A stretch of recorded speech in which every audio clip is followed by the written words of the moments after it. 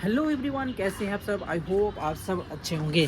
तो आज की जो टॉपिक लेके आए काफी इंपॉर्टेंट टॉपिक लेके आए हैं, क्योंकि जो भी भाई कोलकाता में है और आप गाड़ी लेने के लिए न्यू गाड़ी लेने के लिए खोज रहे हैं, तो ये वीडियो आप लोगों को काफी ज्यादा इन्फॉर्मेटिव होने वाला। क्योंकि देखो भाई, जितना भी भाई पेट्रोल में चलाते हैं तो भाई परेशान है, क्योंकि यहाँ का रेट इतना कम है कि बोल रहे हैं भाई, सोच रहे हैं कि सीएनजी गाड़ी लेंगे तो ज्यादा फायदा होगा, ज्यादा कमाएंगे। तो 2025 में सीएनजी कोलकाता में सीएनजी गाड़ी लेना चाहिए कि नहीं लेना चाहिए, उसके बारे में हम डिटेल में आज डिस्कस करने वाले हैं। उसके बाद अगर आपको लगे कि आपको सीएनजी गाड़ी लेना चाहिए तो आप सीएनजी ले सकते हैं। अगर आपको लगे सीएनजी गाड़ी नहीं लेना चाहिए तो आप बिल्कुल मत लीजिएगा, क्योंकि क्या लेने के बाद होने वाला है वो एक्सपीरियंस हम अपना आपके साथ शेयर करना चाहते हैं, ताकि आप इसमें ना फंसे। तो वीडियो को पूरा एंड तक देखें, और अभी तक चैनल को सब्सक्राइब नहीं किया तो प्लीज चैनल को सब्सक्राइब जरूर कर दें। देखो भाई, आप सभी को पता होगा कि कोलकाता में जो है सीएनजी का एबिलिटी बहुत कम है। ऐसा नहीं है कि सीएनजी स्टेशन नहीं है। कई भाइयों ने कमेंट किया कि भाई कोलकाता में तो काफी ज्यादा सीएनजी स्टेशन भी है। तो हाँ भाई, नो डाउट सीएनजी स्टेशन तो है, लेकिन अवेलेबिलिटी कितना है, कितना वहाँ पे मिल पाता है। जैसे कि मैं आपके एरिया की बात करूँ तो कहाँ कहाँ सीएनजी स्टेशन है। कुछ भाई का कमेंट भी आया था, भाई कोलकाता में कहाँ कहाँ सीएनजी स्टेशन है। तो मैं बता देता हूँ भाई, जैसे कि मैं हाथीबाग साइड में रहता हूँ, शाम बाजार साइड में, तो इसके आसपास में कौन कौन सा सीएनजी स्टेशन पड़ जाता है। मैं अपने यहाँ से बताता हूँ कितना कितना दूर किलोमीटर में है। यहाँ से देख सकते हैं, रूबी में सबसे पहले आ जाता है मेरा सबसे नजदीकी मेरा पातीपुकुर है, जो कि बेलगछिया के थोड़ा आगे में। वहाँ पे प्रॉब्लम क्या है, देखो भाई, सीएनजी तो वहाँ अवेलेबल आता है और हर रोज ही सीएनजी आता है, लेकिन सबसे ज्यादा प्रॉब्लम ये है कि वहाँ पे गाड़ी खड़ा करने का ही जगह नहीं है। एक्चुअली वो फिश मार्केट आ जाता है सामने, उसके बाद वहाँ गाड़ी अगर खड़ा कीजिएगा पुलिस आके तुरंत फाइन मार देगा, या गाड़ी वाला बहुत परेशान करता है पुलिस भाई, वहाँ पे आप सीएनजी ले ही नहीं पाइएगा। सीएनजी है लेकिन लाइन रखने का ही गाड़ी जगह नहीं है। उसके बाद आ जाता है रूबी।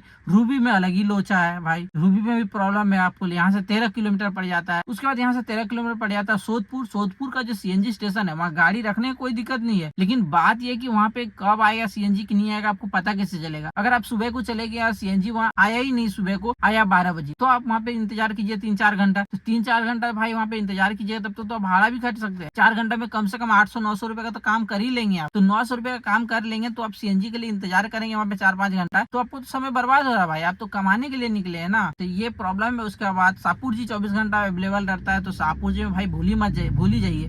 शाहपुर जी में 4 से 5 घंटा बिना सीएनजी मिलेगा ही नहीं, एक्सेप्ट सैटरडे एंड संडे। अगर सैटरडे संडे को आप सीएनजी भराने के लिए जाइएगा शाहपुर जी, तब आपको मिल जाएगा 1 घंटा के अंदर मिल जाएगा। आपको डिपेंड करता है, अगर सीएनजी वाला नया गाड़ी लगने चल गया तो उसमें 1 घंटा समय लग जाता है, लेकिन आपको सैटरडे संडे में कहीं भी चल जाइए आपको खाली मिल जाएगा। कारण क्या है सैटरडे संडे को खाली मिलने का, कि सैटरडे संडे जो ऑफिस वाला गाड़ी होता है, मैक्सिमम गाड़ी जो होता है ना ऑफिस में दे देता है। जैसे टीसीएस हो गया, मतलब जो विप्रो हो गया, ये सारी कंपनियां जो है गाड़ी दे देता है, सब कुछ चलता है। जो शाम को से लेके सुबह तक चलता है ऑफिस के ड्यूटी में। तो वो क्या रहता है, सैटरडे संडे छुट्टी रहता है, जिसके कारण बहुत कम गाड़ी रहता है। तो उस समय क्या होता है, जो खाली मिल जाता है पंप। अब ज्यादा गाड़ी चलाइएगा तो आपको रोज का रोज सीएनजी भराना ही पड़ेगा, और रोज का रोज वो प्रॉब्लम होगा भराने का। आपको 3-4 घंटा आपको चला ही जाएगा, आपको टेंशन लगा रहेगा कि भाई सीएनजी खत्म हो रहा है, सीएनजी खत्म हो रहा है। अगर आप टेंशन फ्री चलाना चाहते हैं, पेट्रोल भराइए, चलाइए, कोई दिक्कत नहीं है। कमाई एक ही होगा भाई, कहीं देखा जाए तो पेट्रोल में अगर चलाएंगे तो ज्यादा ही इनकम थोड़ा हो जाएगा आपको सीएनजी के मुकाबले।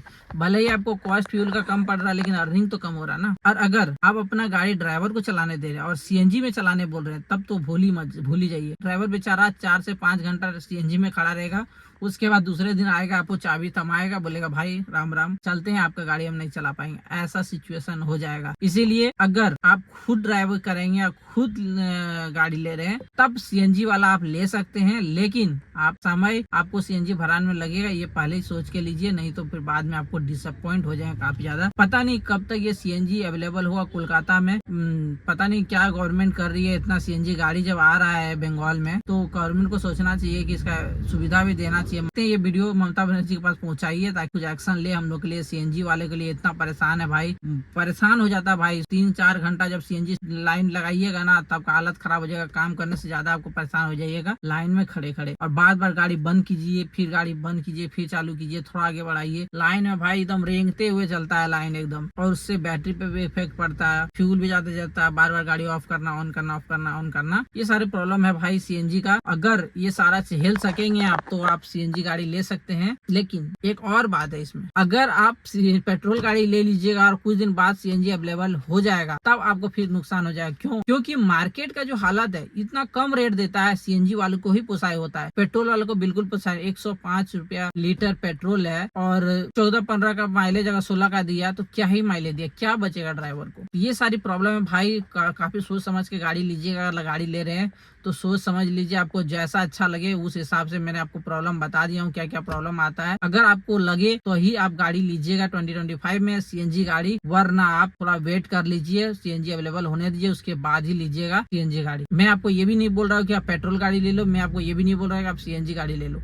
आप देखिए आपको क्या समझ में आता है उस हिसाब से कीजिए आप। मैं आपको बस सजेशन दे सकता हूँ। तो उम्मीद है आप सबको ये वीडियो इन्फॉर्मेटिव लगा, तो प्लीज हमारे चैनल को लाइक एंड सब्सक्राइब करना बिल्कुल मत भूलिएगा। मिलते हैं नेक्स्ट ब्लॉग में। Till then goodbye, thank you for watching.